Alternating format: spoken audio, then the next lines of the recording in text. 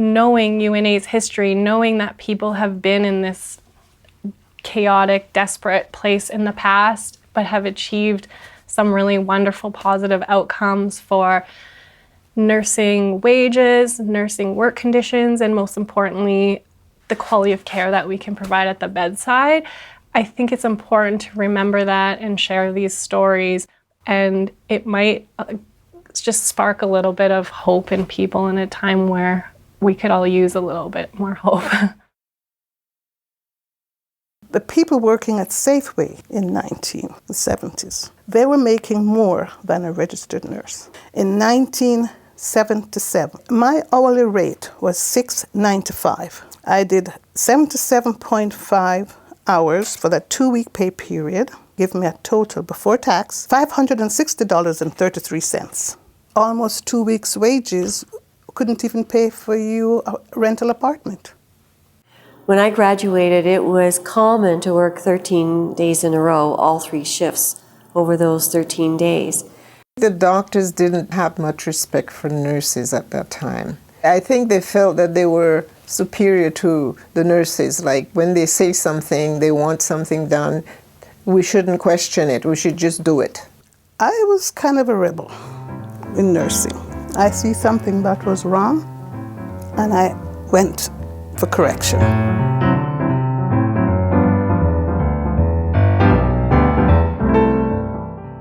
We decided in about September of '76 that we'd better get started in preparing for a strike, because strikes for nurses were perfectly legal in those days.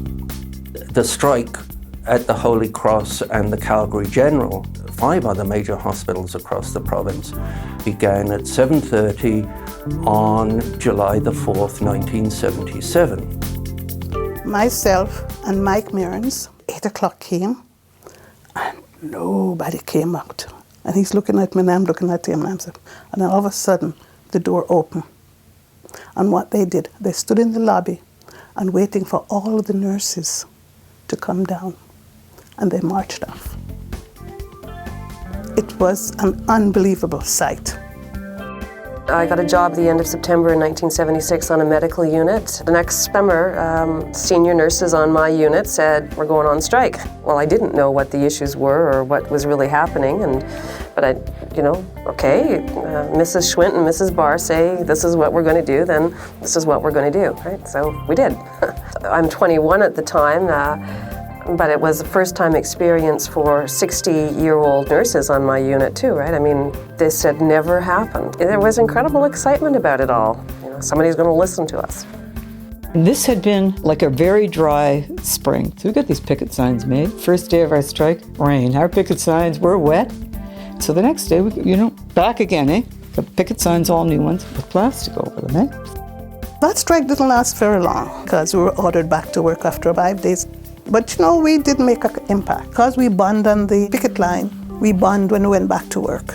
We were working for each other, and we were working for the patient.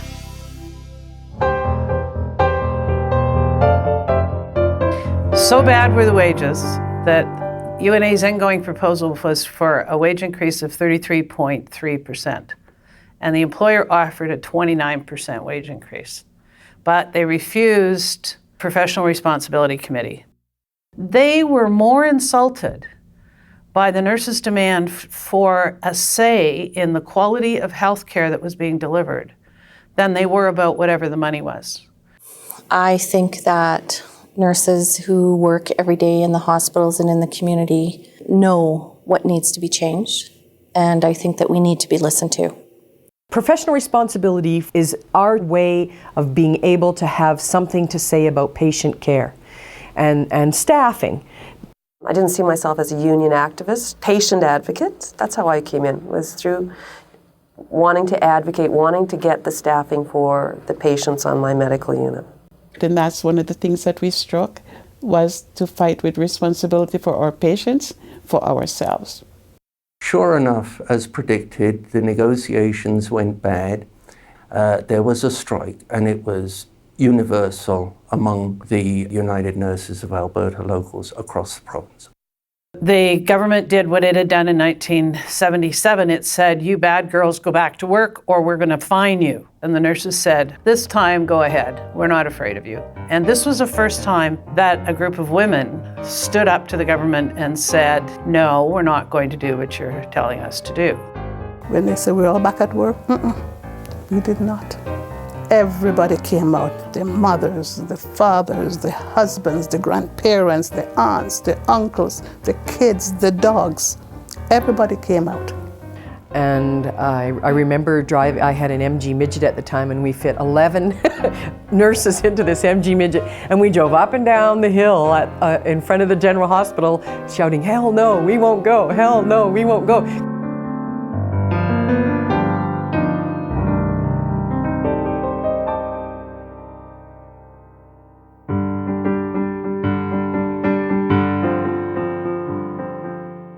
I mean, the reality of 88 is the employers just did not believe that the nurses were prepared to take action. And I think they were looking for a 3% rollback.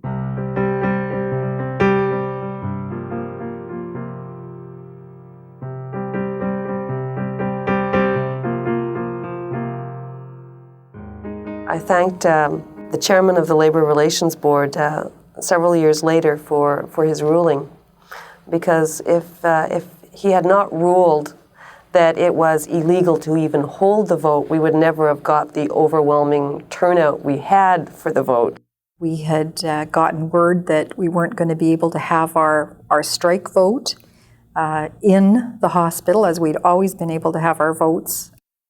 So we had a motorhome. It was parked across the street from the Misericordia. It was very cold, blizzarding, drifting snow. It was ugly, ugly day. And nurses are walking across that huge front lawn across the street to come and vote. And they were coming in hordes. And the day we went on strike, it went to 40 below. And it stayed 40 below. With the Calgary Olympics coming up in February, these nurses totally angry, and then the government started. They started with threatening fines, and we went, oh, yan, fines be damned. You know, and then they said nurses could go to jail, and so one of our strategies was to tell our 10 or 12,000 nurses, go down and report to your local police station and ask to be handcuffed. Like, you know, if that's the threat, big deal. And I said to my husband, don't you dare come out and bail me out if you put me in jail. You leave me in there. I'll stay in there. And my son was not quite 3. And he was there with me, and so we were talking, and I says, well, if they want to come and take me, but what are they going to do with him?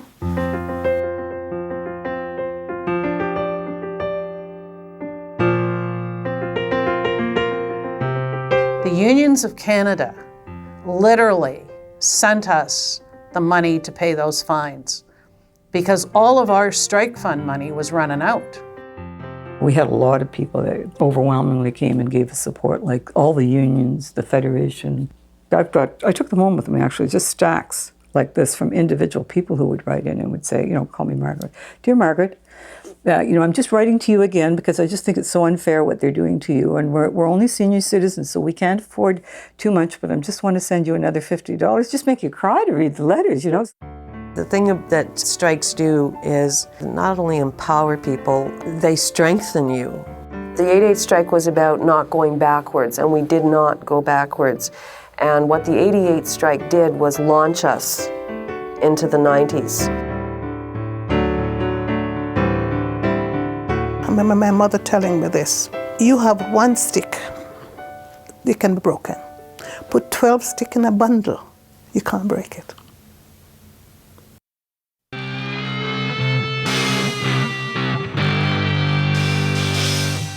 The blowing up of the Calgary General Hospital, I think, typifies the intent of government. Let's blow up publicly delivered services. You have to create a crisis. The crisis in healthcare was very intentional. After Medicare's introduction, there was no way for private markets to ever break through. You have to destabilize it from the inside and tell the public that the only alternative is private delivery. The Calgary General, blow it up. The Grace, sell it off. The Camsell, sell it off. And Holy Cross was sold for less than the value of the parking lot. Oh, it didn't make sense, especially when they had just spent $64 million renovating the Holy Cross and building all sorts of brand new areas, and then they sold it. There was mass disruption of the health workforce in the 90s. The contracting out of laundry and dietary and housekeeping was already destabilizing a lot of work sites. Their whole idea isn't for the benefit of the patients. Their whole idea is for the benefit of insurance companies, and it doesn't work. We know it doesn't work. Our system works. They just won't put the resources in to make it work. Very quickly, labor came together. The pushback against the Klein agenda had to be more than just the unions, and we worked really hard in terms of building a very large coalition of society groups. Individuals started coming to us and saying, you are recognized as advocates, not just of yourselves, but of people, and we need your help.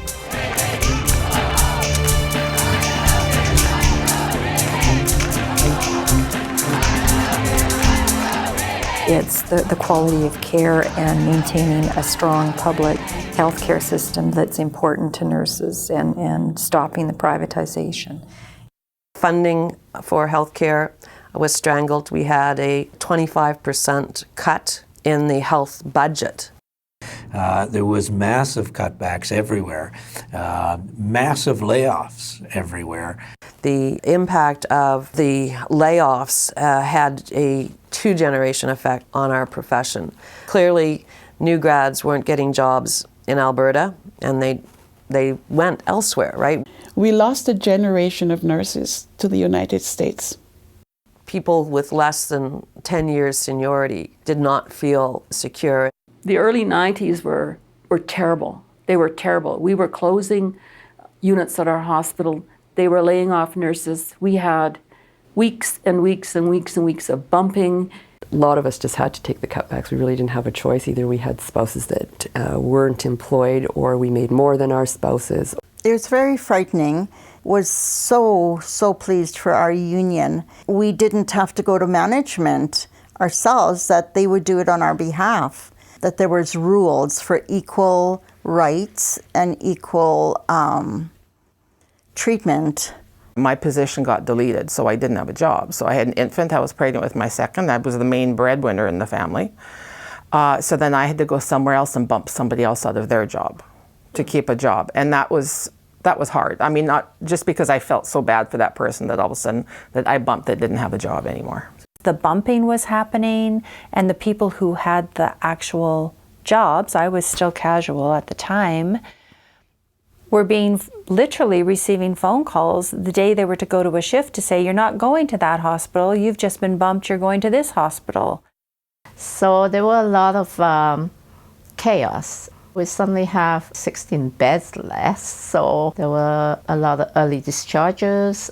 It's a domino effect, right? When you don't have the staff, it affects the care. And then you get this it appeared to be more revolving door. People are discharged earlier, so they come back again. We organized all kinds of events because people had a desire to make their voices heard.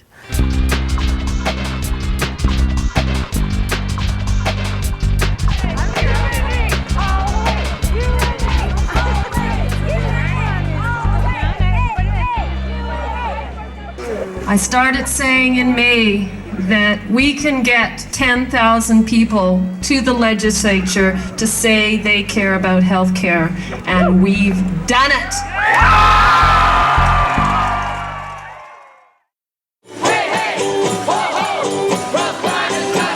Bill 11 was the vehicle for privatization of the healthcare system. It was the enabling legislation to swing open the doors and welcome in profiteers. Alberta was the beachhead.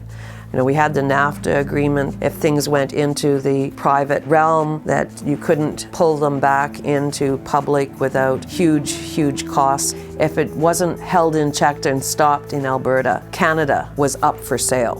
The thing I think people remember about Bill 11 was the rallies that occurred at the steps of the legislature. I was inside the legislature at the time. I was in the gallery, and the sound that just came out of nowhere and didn't stop, and didn't stop, and didn't stop. The MLAs were terrified.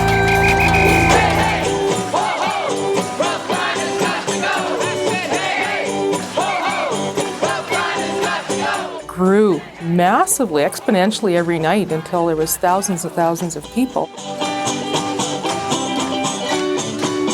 I mean, I had never seen anything like that in my life, and it was incredible.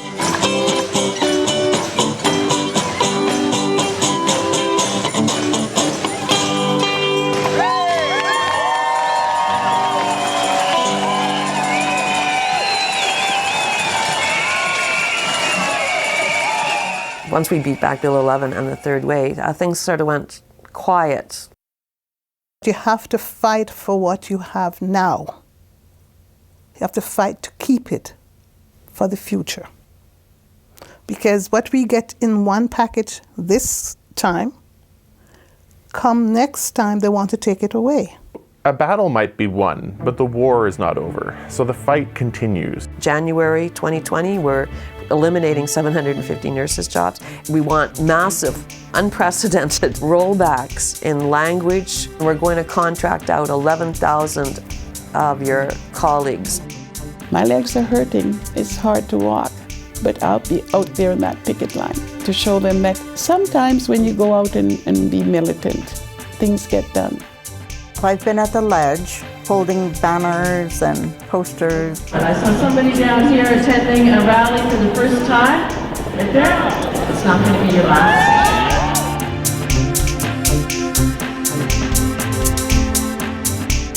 The people united will never be divided. The people united will never be divided. Nurses in Alberta has that strong voice because of the union. I've worked in a different country. I've seen how nurses were treated in Canada. As a nurse, I have a voice. I feel respected, and I'm proud of it. Now I'm proud to be called an RN.